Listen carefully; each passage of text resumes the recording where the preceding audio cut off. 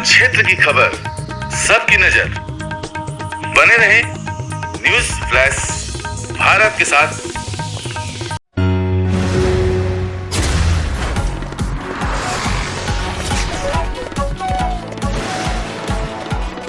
आपके मीडिया के इंसान हो गया कांग्रेस के जन से। बोलिए अब आप लोग। माननीय विधायक जी, पूर्व मंत्री महोदय, अपना प्रेस कॉन्फ्रेंस कर रहे हैं, इस प्रेस कॉन्फ्रेंस का क्या मुख्य उद्देश्य है? प्रेस कॉन्फ्रेंस का जो मुख्य उद्देश्य है बड़े भाई, कि देश में चुनाव जो हो रहा है और धनबाद में जो चुनाव हो रहा है, ये दोनों चुनाव में अंतर है। एक तरफ सालीन कांग्रेस परिवार की बेटी बहू चुनाव लड़ रही है और एक तरफ ऐसा व्यक्ति चुनाव लड़ रहा है जिस व्यक्ति के बारे में आप मुझसे ज़्यादा पत्रकार बंधु जानते हैं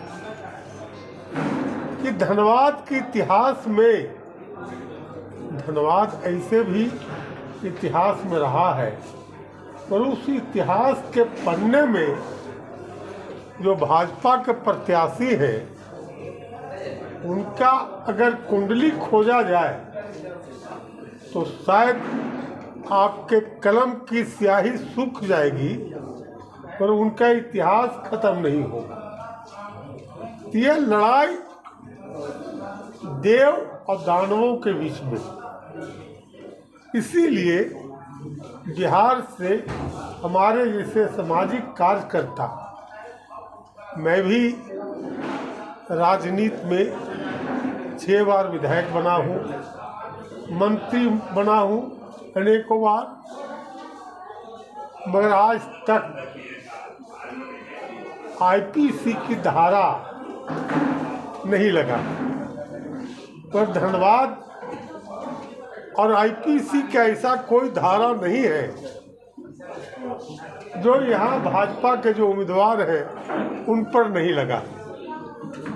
यह आश्चर्य का विषय है, कितने बुद्धिजीवी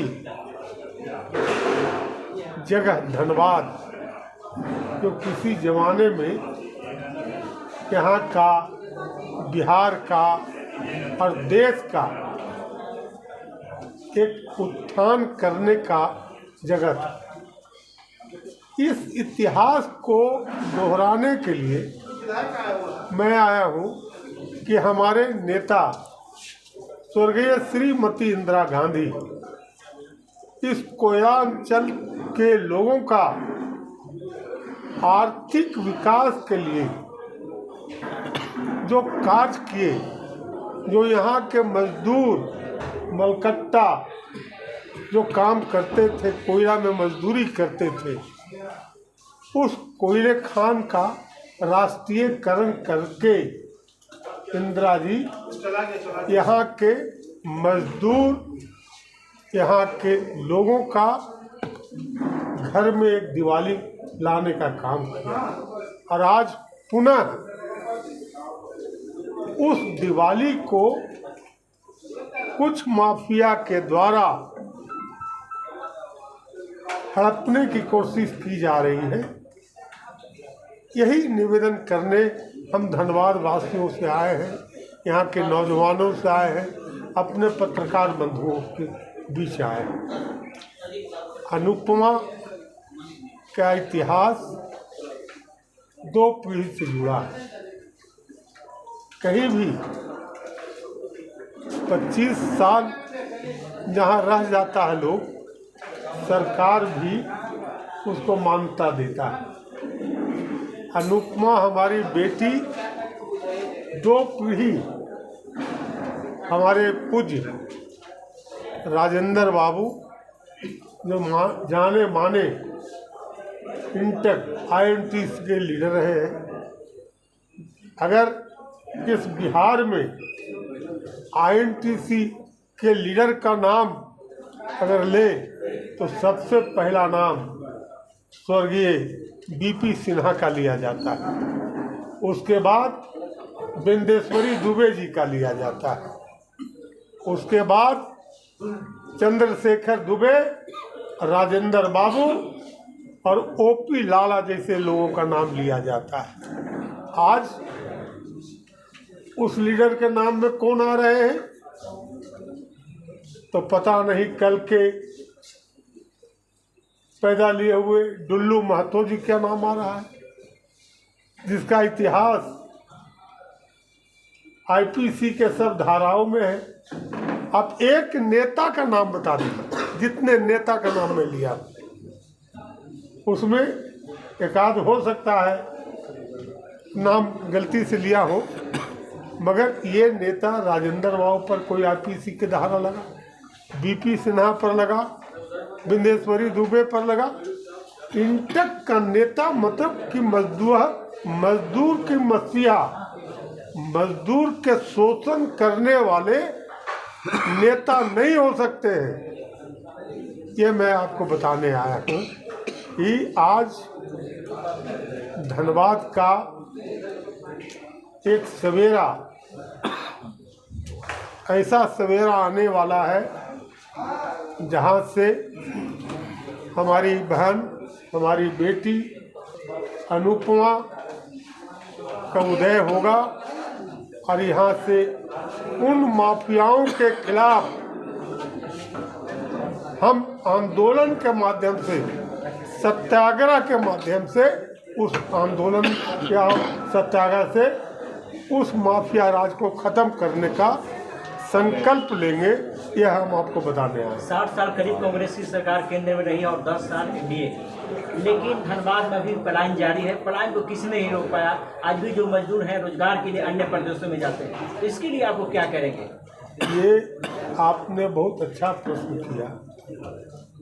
यहाँ से मजदूर जो पलायन के लिए 10 वर्षों में जितना गए उतना शायद 60 वर्षों में नहीं गए।